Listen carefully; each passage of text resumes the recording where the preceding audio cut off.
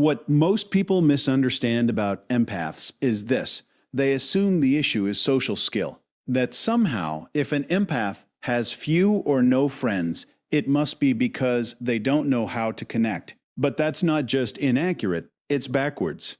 Empaths don't lack connection skills.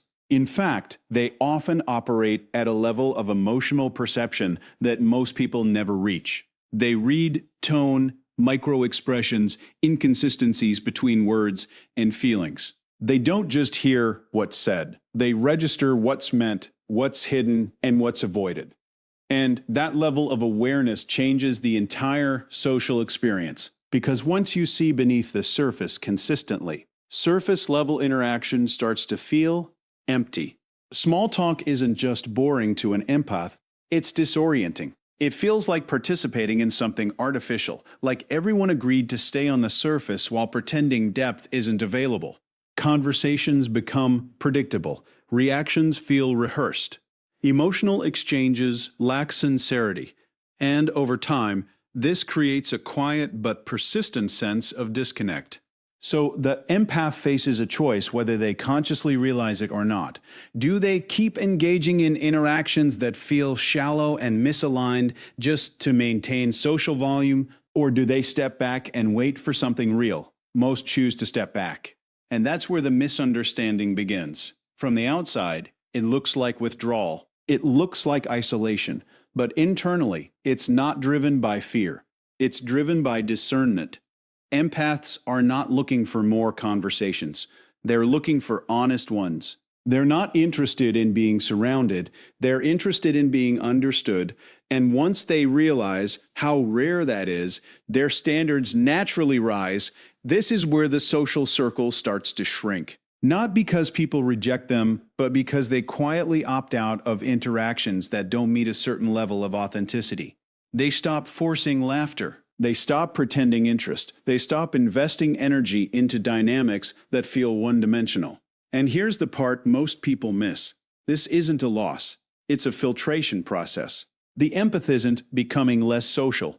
They're becoming more precise, more intentional, more aligned with what actually fulfills them instead of what simply occupies their time. But there's a cost to that precision. Depth is rare. Genuine emotional presence is rare. People who are comfortable being seen clearly, and who can see others clearly in return, or not the majority.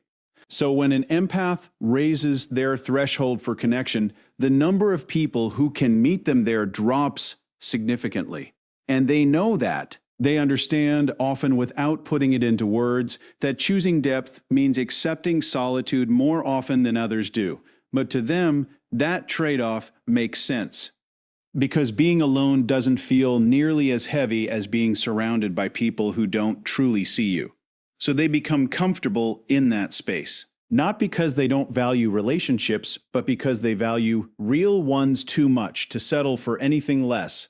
And when you understand that, everything changes. The narrative shifts from, why don't they have more friends, to a much more accurate question, how many people are actually capable of meeting them at the level they live on? Because when someone is wired for depth, surface-level connection doesn't just feel insufficient, it feels dishonest.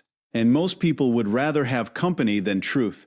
An empath would rather have truth than company. The next piece of this becomes even more practical, and in many ways more misunderstood. When we say empaths absorb energy, it can sound abstract, almost mystical. But there's a very real psychological mechanism behind it. Empaths are highly attuned to emotional states, not just in a cognitive way, but in a physiological one. Their nervous system responds rapidly to the emotional cues of others. Tone shifts, tension in posture, subtle changes in breathing, these aren't just observed, they're felt. And when you're around someone who is anxious, frustrated, manipulative, or emotionally chaotic, your body begins to mirror that state whether you intend to or not. So over time, social interaction stops being neutral. It becomes costly. This is where the pattern starts to form. An empath spends time in a group, or even one-on-one, and walks away feeling drained. Not tired in the normal sense, but depleted. like something has been taken rather than exchanged. At first, they don't always understand why. They may assume it's just introversion or stress. But as the pattern repeats, the cause becomes clear. It's not the presence of people that drains them. It's the quality of emotional energy those people carry. And here's where it gets more precise. Most people regulate their internal state independently. An empath, on the other hand, often regulates in response to the environment. That means if they're surrounded by unresolved tension, they feel it. If they're around negativity, they process it. If someone is masking insecurity or anger, the empath picks up on the mismatch, and their system works to reconcile it. That's effort. Constant, invisible effort. Now imagine doing that across multiple relationships, across days, weeks, years. Eventually, the empath reaches a point where their internal system starts to push back. Not emotionally, but strategically. They begin to reduce exposure. They start declining invitations.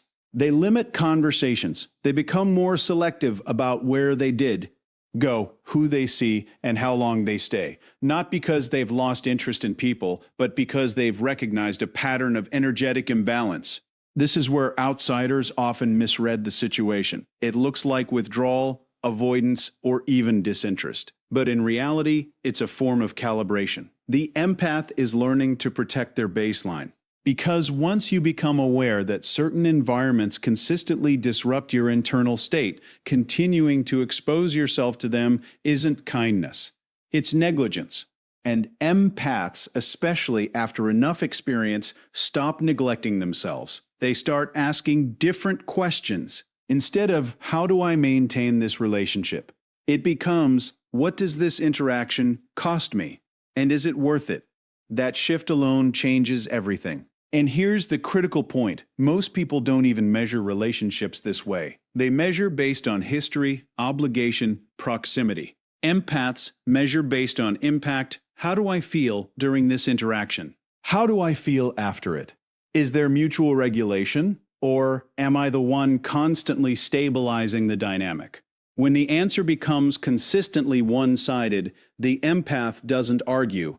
They adjust. This is why their circle gets smaller, but more stable. Fewer people, less chaos. Fewer interactions, more clarity. They're not trying to maximize social contact. They're trying to optimize internal equilibrium. And once they experience what it feels like to be around someone who doesn't drain them, someone who is grounded, self-aware, emotionally consistent, the contrast becomes undeniable.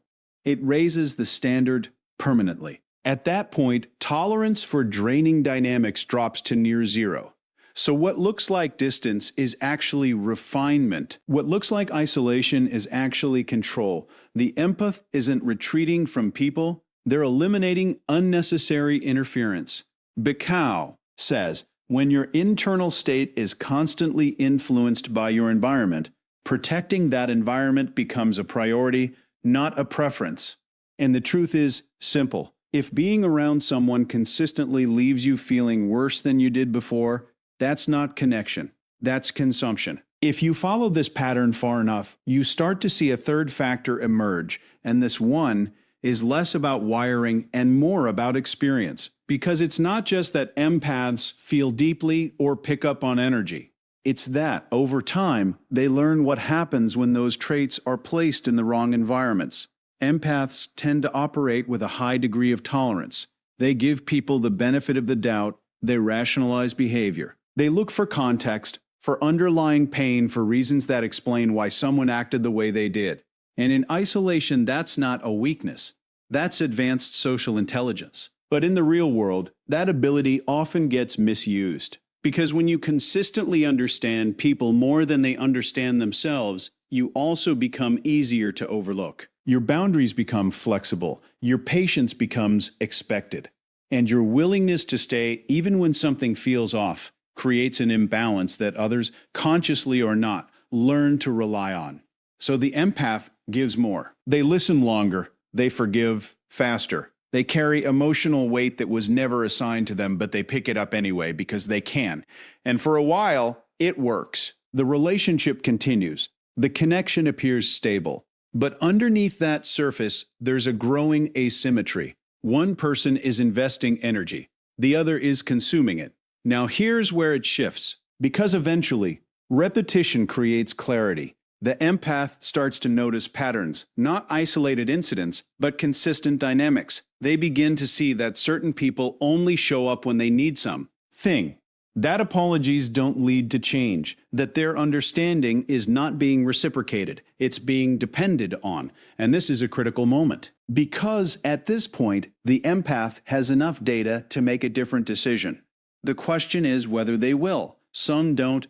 Not immediately. They stay longer than they should, hoping that insight will lead to transformation. But over time, even that hope starts to erode, not because they become cynical, but because they become accurate. They realize that understanding someone doesn't oblige you to tolerate them.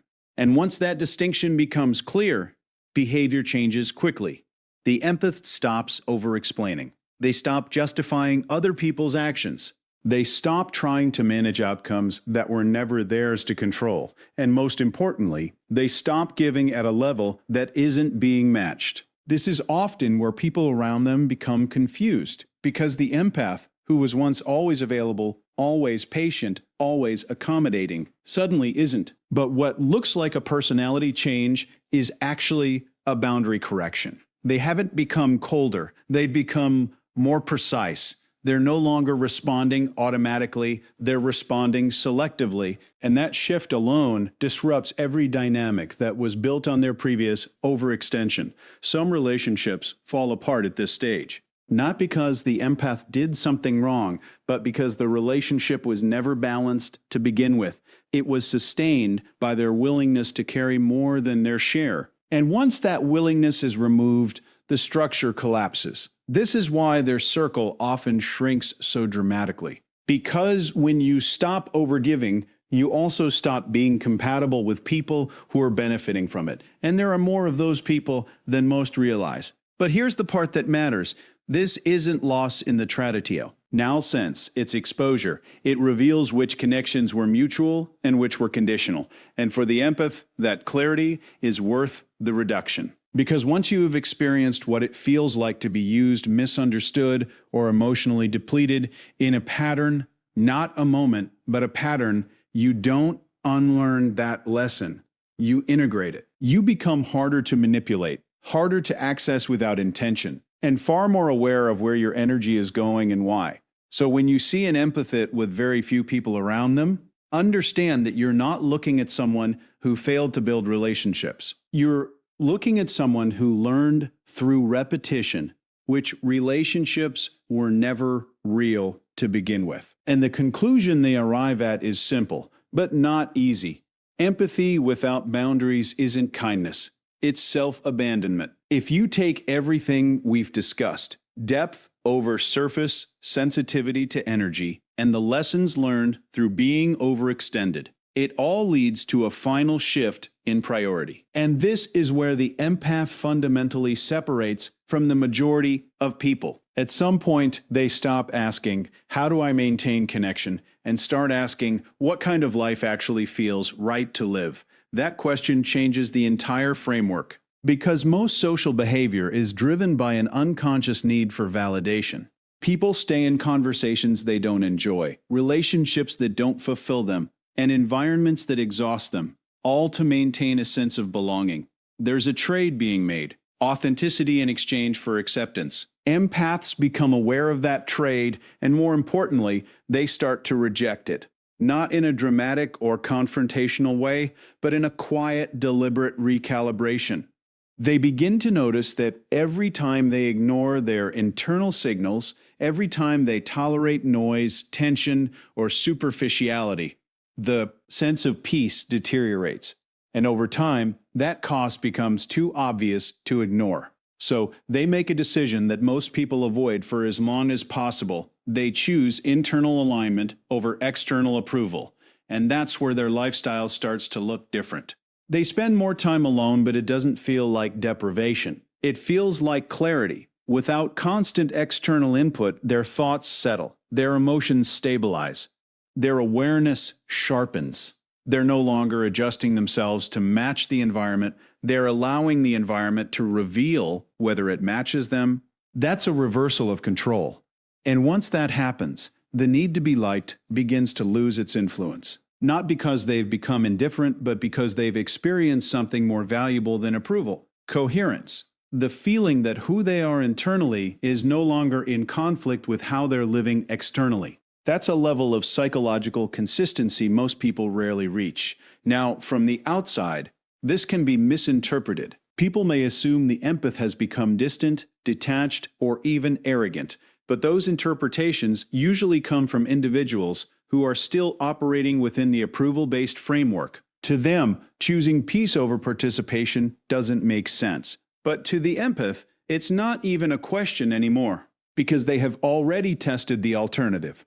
They've been in the crowded rooms, the constant conversations, the relationships maintained out of habit rather than alignment. And they've seen the result: more noise, more confusion, more internal conflict, so they simplify. They reduce unnecessary interaction. They become highly selective about who they allow into their space, not out of fear, but out of respect for their own mental and emotional state.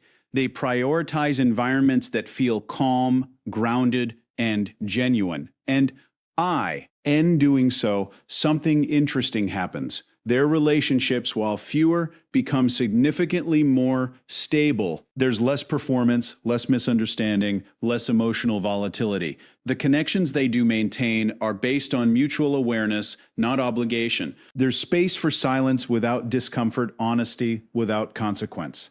That's the standard now. And once that standard is set, there's no incentive to go back. Because the empath has realized something that most people spend years avoiding. Being surrounded by the wrong people is a far more subtle, but far more damaging form of discomfort than being alone. One is obvious and temporary. The other is constant and cumulative. So they choose carefully, not perfectly, but consciously. And that's the distinction. Their life is no longer built around reacting to what's available. It's built around responding to what's aligned. Every interaction, every relationship, every environment is filtered through a simple question: does this contribute to my peace, or does it disrupt it? If it disrupts it, it doesn't stay. And that's why their circle looks the way it does. It's not empty, it's refined. Because in the end, the empath isn't searching for more people. They're protecting something far more valuable than that. They're protecting their state of mind.